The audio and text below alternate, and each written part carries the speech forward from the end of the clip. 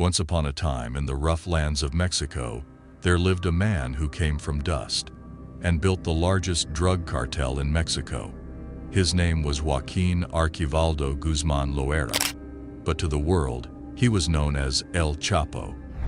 In today's video, we will tell you about Mexico's biggest drug empire and what happened to it after El Chapo was sent to prison in the United States. For many years in its history, Mexico has been under the influence of drug cartels. The lands of Mexico have been known to produce huge amounts of marijuana and poppy, heroin, but the cartels did not have much hold on the state until the 1990s.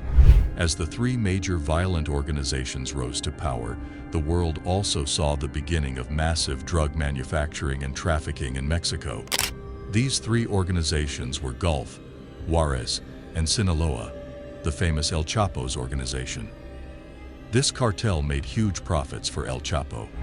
His organization produced massive amounts of marijuana and cocaine and started shipping the drugs to the US and main Europe, which made him a billionaire in a very short period of time. But before we explore the golden days of El Chapo, let's have a look back at his roots and see how he managed to become the leader of Mexico's biggest drug cartel. El Chapo, then known as Guzman, was born on 4th April 1957 in Sinaloa, a state in Mexico. Growing up in poverty in a rural area, his childhood was no different than the children around him. His father was a farmer in Sinaloa and used to harvest kilos of poppy. Getting regularly beaten up by his father was not a new thing for El Chapo. Living in a poor family in a backward area, there were not many opportunities to present themselves. The nearest school to his hometown was almost 100 kilometers away, and even if you graduated from school, there weren't many employment opportunities.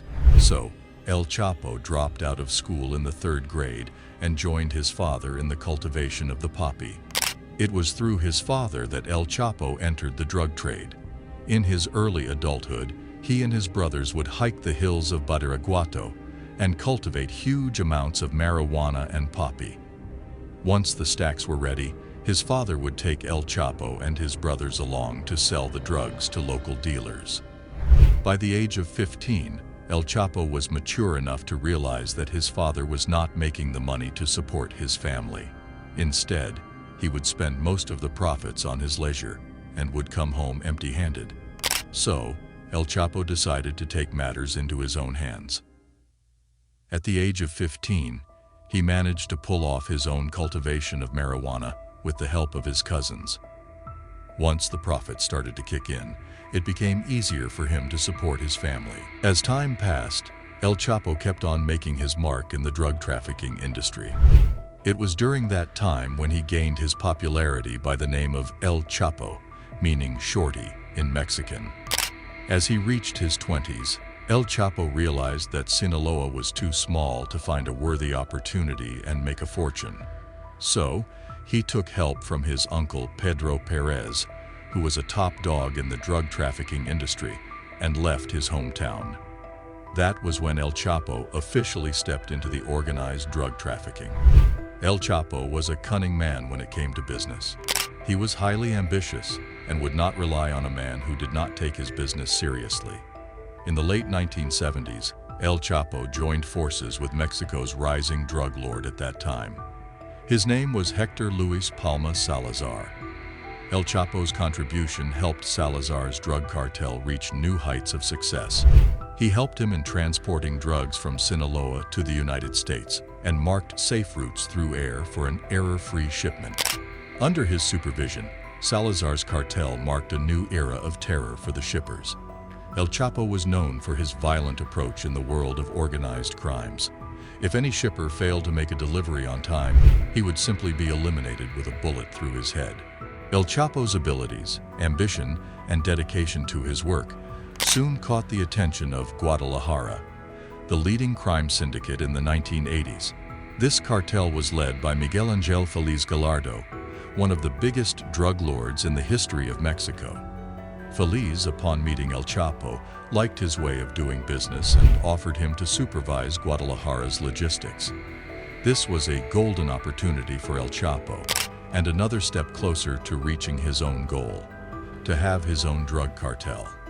Hence, El Chapo took over the logistics for Feliz's cartel and started managing drug shipments from Colombia to Mexico by air, land, and sea.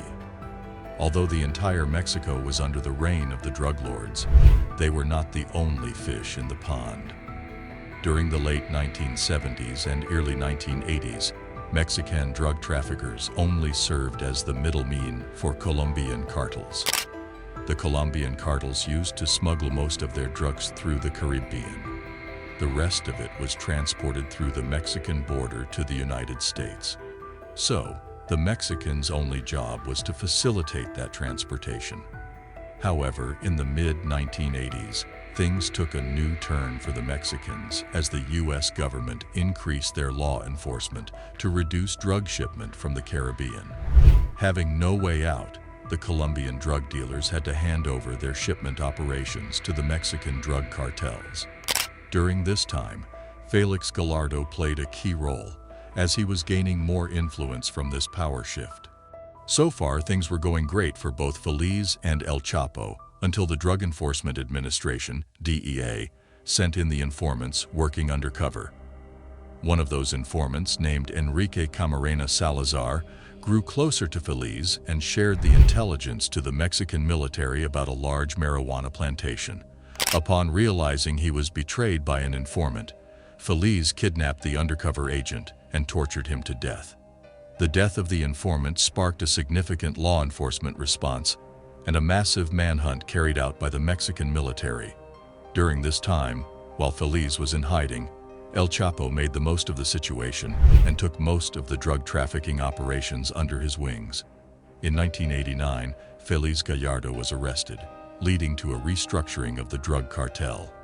The prominent figures, including El Chapo, discussed the potential of drug trade in Mexico and decided to divide the territories among them. As a result, 3 prominent cartels emerged, with El Chapo leading the Sinaloa Cartel. And that is how the biggest cartel in the history of Mexico was founded. El Chapo's empire wasn't built on goodwill or charity. It was built on fear and bloodshed. He ruled with armed weapons, eliminating anyone who dared to challenge his authority. During his reign, El Chapo introduced innovative smuggling techniques such as tunnels and disguised packaging to transport drugs into the U.S. He also utilized large sums of cash for bribery. His operations were based on producing, smuggling and distributing mass cocaine, heroin, marijuana, and methamphetamine ice throughout Europe and the United States. His cartel used to smuggle the drugs through tunnels and pepper spray cans and managed to make more money than any other cartel in Mexico. However, El Chapo's reign of terror didn't last for long. After years of running away from capture, he was finally arrested in 1993 after a heavy chase and sentenced to 20 years in prison for drug trafficking, possession of firearms, and a murder. But even behind bars, El Chapo continued to run his criminal empire, managing drug deals and ordering hits on his enemies. At the time of his arrest, El Chapo's drug empire was reportedly the richest and most powerful cartel in Mexico. It seemed as if his time in prison was more like a vacation than a punishment. His associates would bring him suitcases full of bribe money, so the prison guards would allow him to maintain his luxury lifestyle, even behind the bars. Upon his orders, tons of cocaine and marijuana would be smuggled every other day from Colombia to the United States by air, land, and sea. With this amount of power and influence on the Mexican drug industry, it was only a fool's dream to think that El Chapo would stay behind bars for long. In 2001, El Chapo made his first escape from Puente Grande Prison, Mexico's highest security prison. This prison was specially fortified with high concrete walls, watchtowers, and heavily armed guards to keep the drug gang lords in place. El Chapo bribed the guards with tons of money and escaped in a way that is known among the world's greatest prison escapes. He managed to escape from a high-security prison in a laundry cart, humiliating the Mexican authorities and strengthening his reputation as the most powerful drug lord. As soon as he reached Mexico City, El Chapo was surrounded by an army of corrupt police officers who safely escorted him to one of his safe houses. For the next 13 years, El Chapo remained at large, moving from one safe house to another. During these 13 years, El Chapo took the Sinaloa Cartel to the new heights of power. His empire now smuggled billions of dollars worth cocaine to the U.S., with his net worth growing each day. While federal police cracked down on his rival drug lords, El Chapo became the undisputed king of the drug industry. In 2011, he was ranked the 10th richest man in Mexico, with his net worth estimated at $1 billion. During that time, the Sinaloa Cartel also strengthened their shipping and transport methods to assist their drug trafficking. The Drug Enforcement Association even estimated that at that point, El Chapo had surpassed the influence of Pablo Escobar, the founder of the Medellin cartel and one of the biggest narco-terrorists of Mexico. But no matter how influential one is, fate has a way of catching up with even the most vindictive of criminals. In 2014, while El Chapo was residing in a safe house in Sinaloa, the Mexican army surrounded his location and broke through the steel doors to capture him. El Chapo, as cunning as he was, managed to escape through a tunnel hidden behind his bathtub. He was on a run for 5 days, until the federal police finally caught up with him again and captured him from a hotel room in Mazatlan. This time, El Chapo was moved to Altiplano, Mexico's most fortified prison. This prison was established in the late 1990s and was heavily armed with weapons, equipment, and highly trained guards who were immune to bribes. Since the prison did not allow any mobile signals, the only way El Chapo could communicate with the outside world was through his third wife, who would come to meet him every now and then. From his last capture in 1993, El Chapo befriended the deputy chief security of Puente Grande prison. His name was Damaso Lopez, and he was one of the corrupted officers who helped El Chapo execute his first escape. After El Chapo escaped from prison, Damaso was fired for being his accomplice. Instead of looking for another job, Damaso joined El Chapo's cartel and gained his trust to the point that he was considered El Chapo's right hand. When El Chapo was imprisoned in 2014, none of his sons ruled the cartel. Instead, Damaso took the leadership in his hands and became the next lord of the Sinaloa Cartel. El Chapo asked for help from Damaso and asked him to make an elaborate escape plan before he is extradited to the United States. Damaso, being the head of security at one of the most fortified prisons, knew every little detail about prison security and laid out a comprehensive plan. El Chapo's associates purchased abandoned land around 1.5 kilometers away from the prison and started digging the most advanced tunnel in the history of prison escapes. On 11th of July 2015, the tunnel finally marked its end in a far corner of El Chapo's prison cell. Within a few minutes, El Chapo was out of Mexico's highest security prison without them even knowing. By the time the authorities got to know about his absence, he had safely reached his plane, which took him to one of his safest houses in Sinaloa. But this time, his escape didn't last for long. He was arrested again in 2016 and was extradited to the United States. There, he stood trial for a number of crimes, including drug trafficking, money laundering, and murder. The trial went on for a long period of time, exploring every little detail about his empire and the list of his crimes. Eventually, in 2019, after a highly publicized trial, El Chapo was found guilty on all counts and sentenced to life in prison without the possibility of parole. As of today, he is kept in a high-security prison in Colorado, U.S., away from all his power, where he remains under heavy surveillance 24/7. This brings us to the biggest question in our minds. What happened to El Chapo's drug empire after his extradition to the United States? Who is the leader of the Sinaloa Cartel? Who manages all of its operations in drug trafficking? Well, the Sinaloa drug empire is still as strong and thriving as before. Even though El Chapo's arrest and life imprisonment was a significant blow to the Sinaloa Cartel, the empire remained resilient and adopted a hierarchical structure with various leaders, lieutenants, and operatives. This structural change bodes well for the cartel not only in terms of various key figures contributing in the business, but also in terms of profit gains. The empire now stands at estimated $3 billion of net worth. It is also suspected that the cartel that marked its territory in Mexico with the narcotics has now transformed into a full-fledged criminal organization. Not only do they now have a private army under their command, they have also started to establish professional relationships with the street gangs of the U.S. so that the supply could be made smoother.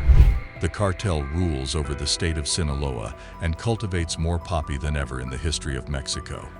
Despite such a heavy cultivation, the cartel claims that they are still unable to produce enough to fulfill the demand. As of today, in the rural areas of Sinaloa, around Sierra Madre Mountains, you will come across individuals heavily armed with weapons, wearing hats with the number 701. This number is a reference to the Forbes list of ranking El Chapo in the list of billionaires worldwide. Regardless of who leads the cartel now, one thing's for certain: El Chapo's reign is in no way near its end. Even from behind bars in the U.S., his influence continues to be felt in Mexico. His criminal empire may have been disrupted, but it has not been destroyed. As the sun sets on another day in the world of organized crime, the legend of El Chapo comes to an end. Despite his life sentence, many wonder if he would still attempt another escape. His legend continues to inspire fear among his rivals. But beyond the interesting stories of his escape lies the truth. As long as drug lords like El Chapo are at rise, the fight against the drug trade will continue. So this was all about today's video. If you enjoyed watching the video, please hit the like button and subscribe to the channel for more videos like these.